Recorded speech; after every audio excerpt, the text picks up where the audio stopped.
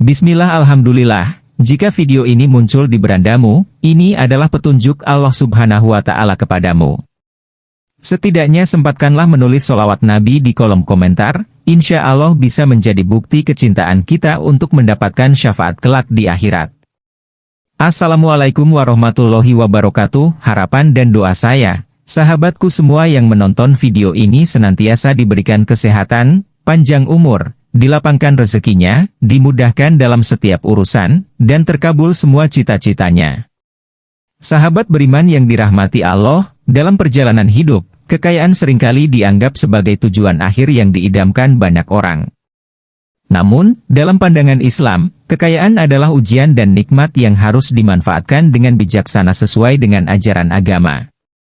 Dalam video ini, kita akan mengupas 5 hal yang dapat membantu Anda menjadi kaya raya, dengan syarat, Anda harus mengikuti 5 langkah yang akan saya sampaikan.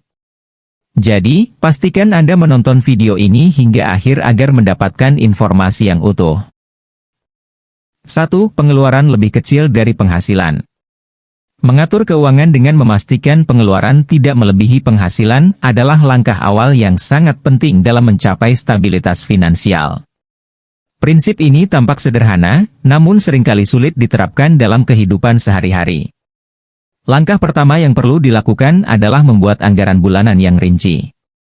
Catat semua sumber penghasilan dan semua pengeluaran, baik yang rutin seperti tagihan listrik, air, dan makanan, maupun yang tidak rutin seperti hiburan atau pembelian barang-barang sekunder. Dengan memiliki anggaran, kita dapat melihat dengan jelas kemana uang kita pergi dan membuat rencana untuk mengelola pengeluaran. Penting untuk membedakan antara kebutuhan dan keinginan. Kebutuhan adalah hal-hal yang esensial untuk kehidupan sehari-hari seperti makanan, tempat tinggal, dan kesehatan, sedangkan keinginan adalah hal-hal yang bisa ditunda atau dihindari, seperti liburan mewah, gadget terbaru, atau pakaian bermerek. Fokuslah pada pemenuhan kebutuhan terlebih dahulu, dan alokasikan dana untuk keinginan hanya jika ada sisa dari penghasilan. Hidup hemat bukan berarti hidup kekurangan, tetapi lebih pada membuat keputusan yang bijaksana dalam penggunaan uang. Misalnya, memasak di rumah daripada makan di luar, menggunakan transportasi umum daripada membeli kendaraan baru, atau memilih pakaian yang fungsional daripada yang hanya mengikuti tren. Dengan menghindari pemborosan, kita bisa menyimpan lebih banyak uang untuk keperluan yang lebih penting. Menyisihkan sebagian penghasilan untuk tabungan adalah langkah penting dalam mencapai stabilitas keuangan. Idealnya, sisihkan minimal 10-20% dari penghasilan bulanan untuk tabungan. Tabungan ini bisa digunakan untuk berbagai keperluan di masa depan, seperti dana darurat, pendidikan anak, atau investasi. Dengan memiliki tabungan, kita juga memiliki rasa aman dan tenang karena tahu bahwa kita memiliki cadangan keuangan jika terjadi hal-hal yang tidak terduga. Setelah membuat anggaran dan mulai menjalankannya, penting untuk terus memonitor dan mengevaluasi pengeluaran secara berkala. Apakah pengeluaran kita sesuai dengan anggaran yang dibuat? Adakah pos-pos pengeluaran yang bisa dikurangi atau dihilangkan?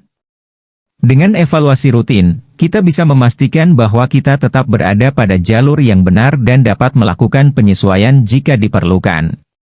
Utang konsumtif, seperti utang kartu kredit atau pinjaman tanpa jaminan untuk keperluan konsumtif, sebaiknya dihindari karena bisa membebani keuangan di masa depan. Jika memang harus berutang, pastikan utang tersebut digunakan untuk hal-hal produktif yang bisa memberikan pengembalian, seperti modal usaha atau investasi dalam pendidikan. Dengan menerapkan prinsip pengeluaran lebih kecil dari penghasilan, kita dapat membangun dasar keuangan yang kuat. Ini memungkinkan kita untuk menghindari stres finansial, mencapai tujuan-tujuan keuangan yang lebih besar, dan memastikan bahwa kita dapat hidup dengan nyaman dan berkecukupan tanpa harus terjebak dalam lingkaran utang. Kedisiplinan dan komitmen adalah kunci untuk berhasil dalam menerapkan prinsip ini dalam kehidupan sehari-hari. 2. Dana darurat. Memiliki dana darurat untuk menghadapi situasi tak terduga adalah langkah penting dalam pengelolaan keuangan. Seringkali, kejadian tak terduga seperti kehilangan pekerjaan, kecelakaan, atau kerusakan rumah dapat terjadi dan memerlukan biaya yang tidak sedikit. Dana darurat berfungsi sebagai pelindung finansial dalam situasi-situasi seperti ini, sehingga kita tidak perlu mengorbankan aset berharga atau berhutang untuk menanganinya. Dengan memiliki dana darurat, kita dapat mengatasi keadaan genting dengan tenang dan tanpa tekanan finansial yang berlebihan. Dana darurat sebaiknya disimpan dalam bentuk yang mudah diakses, seperti tabungan di bank, dan jumlahnya idealnya cukup untuk menutupi biaya hidup selama 3 hingga 6 bulan. Dengan demikian, kita memiliki waktu yang cukup untuk mengatur ulang keuangan dan mencari solusi jangka panjang tanpa harus terburu-buru. Menyiapkan dana darurat menunjukkan sikap kehati-hatian dan perencanaan yang baik, yang pada akhirnya akan memberikan ketenangan pikiran dan stabilitas keuangan dalam jangka panjang. 3. Investasi pada diri sendiri.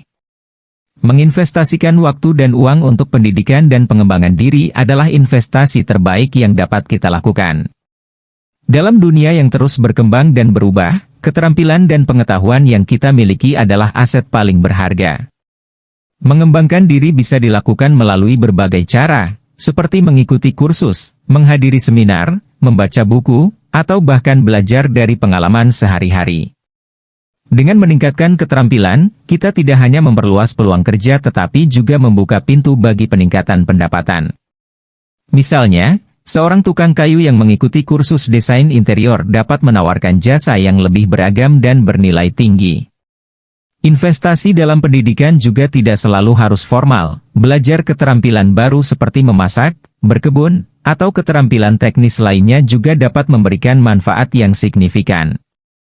Selain itu, peningkatan pengetahuan dan keterampilan akan membuat kita lebih percaya diri dan siap menghadapi tantangan di masa depan. Dengan terus belajar dan berkembang, kita mempersiapkan diri untuk memanfaatkan setiap kesempatan yang datang dan mengatasi berbagai rintangan yang mungkin muncul.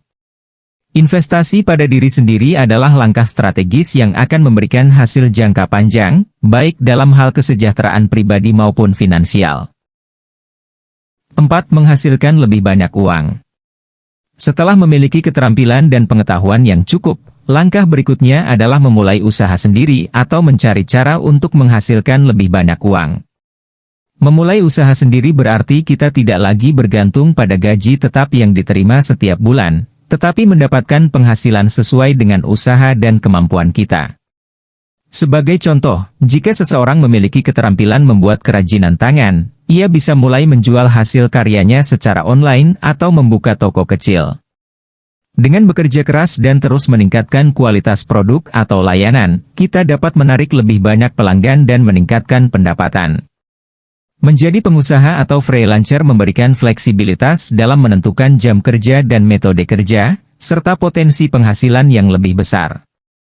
Semakin keras kita bekerja dan semakin baik kita dalam memasarkan produk atau layanan, semakin besar pula pendapatan yang bisa kita peroleh.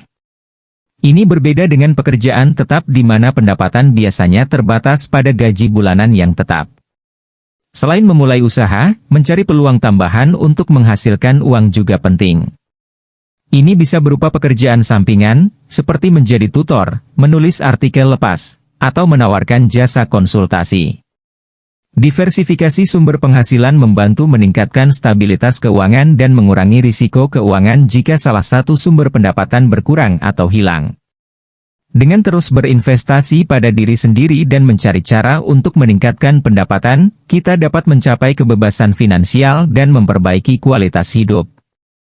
Langkah ini memerlukan keberanian, ketekunan, dan kreativitas. Tetapi hasilnya dapat membawa perubahan besar dalam kesejahteraan finansial dan pribadi kita. 5. Passive income. Membangun sumber pendapatan pasif adalah langkah penting berikutnya dalam mencapai kebebasan finansial. Pendapatan pasif adalah uang yang diperoleh secara terus-menerus dengan sedikit atau tanpa usaha aktif setelah investasi awal. Ini bisa mencakup berbagai bentuk, seperti investasi di properti, bisnis, atau instrumen keuangan yang memberikan imbal hasil periodik. Salah satu cara umum untuk menciptakan pendapatan pasif adalah dengan berinvestasi di properti. Membeli properti untuk disewakan, baik itu rumah, apartemen, atau bangunan komersial, dapat memberikan aliran pendapatan yang stabil setiap bulan.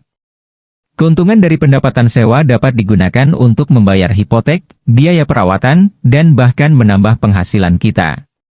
Selain properti, berinvestasi dalam bisnis atau perusahaan juga bisa menjadi sumber pendapatan pasif. Membeli saham perusahaan yang stabil dan membayar dividen secara teratur dapat memberikan pendapatan tanpa perlu bekerja di perusahaan tersebut. Demikian pula, menjadi mitra atau pemilik sebagian bisnis yang dikelola oleh orang lain dapat menghasilkan keuntungan tanpa keterlibatan aktif sehari-hari. Selain itu, investasi dalam produk keuangan seperti obligasi atau reksadana juga bisa menjadi sumber pendapatan pasif. Obligasi memberikan bunga tetap yang dibayarkan secara periodik, sementara reksadana dapat memberikan dividen atau pertumbuhan nilai investasi dari waktu ke waktu. Penting untuk mendiversifikasi sumber pendapatan pasif agar tidak tergantung pada satu jenis investasi saja. Diversifikasi membantu mengurangi risiko dan meningkatkan stabilitas keuangan. Misalnya, memiliki kombinasi antara properti sewaan, saham, dan obligasi dapat memberikan perlindungan jika salah satu sumber pendapatan mengalami penurunan. Membangun pendapatan pasif memerlukan perencanaan yang matang, pengetahuan yang cukup, dan kesabaran. Dengan melakukan investasi yang bijak dan berkelanjutan, kita dapat mencapai kebebasan finansial dan memastikan bahwa uang bekerja untuk kita, bukan sebaliknya. Hal ini memungkinkan kita untuk menikmati hidup dengan lebih tenang dan fokus pada hal-hal yang benar-benar penting, seperti keluarga, kesehatan, dan ibadah. Dalam perjalanan menuju kebebasan finansial, langkah-langkah tersebut bukanlah tujuan akhir, melainkan awal dari perjalanan yang panjang dan penuh tantangan. Konsistensi, ketekunan, dan kreativitas dalam mengelola keuangan akan menjadi kunci kesuksesan. Penting untuk diingat bahwa setiap langkah kecil yang kita ambil hari ini akan membawa dampak besar pada masa depan kita. Mengelola keuangan dengan bijaksana bukanlah hal yang sulit jika kita memiliki niat yang kuat dan tekad untuk meraih kesuksesan. Dengan disiplin dan kesabaran, kita dapat membangun pondasi yang kokoh untuk masa depan yang lebih baik. Semoga video ini bermanfaat dan dapat memberikan inspirasi serta motivasi untuk terus bergerak maju menuju kebebasan finansial. Demikian yang dapat saya sampaikan, semoga bermanfaat. Wassalamualaikum warahmatullahi wabarakatuh.